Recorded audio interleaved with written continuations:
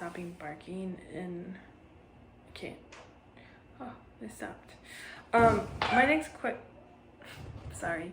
next question is, what could move higher education toward occupational therapy programs toward a decolonized landscape? I think the number one thing in my head is resourcing students. It's really expensive to go back to school. It's also really time consuming to go back to school, and having been through the Goddard program for a few years of my undergraduate, I wasn't a parent, I wasn't partnered, I was working full time, and now I've returned to Goddard, and I have 2 kids and a family, and I'm working full time, and I am just like pretty, I'm just like really stretched pretty thin, and I'm in this like really incredible privilege to be in this really incredible program with Goddard that like understands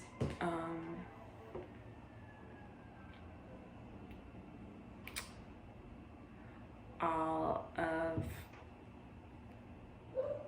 the ways that, like studying is as much a part of our world as like taking care of our kids and, working 2 shifts in one day, and that all of these things influence our learning experience, and they all influence our experience of the world. And I think that traditional OT programs could really take a lot from traditional higher education programs could really take a lot, from this practice of higher education that the Seattle Goddard community has created, and like really resourcing and, relationally and spiritually and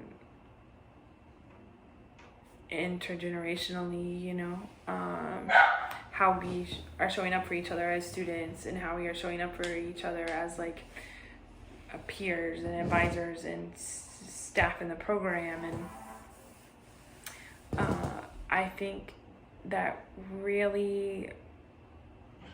making room for the individual students, and like what is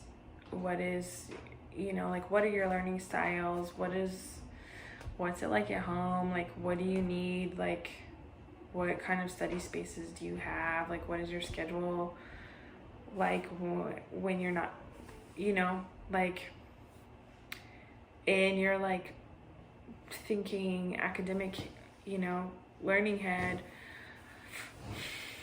and how can this be a reciprocal relationship,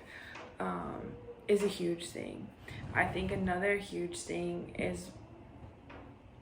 higher education spaces really dedicating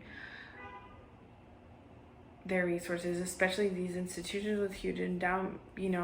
endowments and perpetuity, like really leaning into reparations processes, and like really financially backing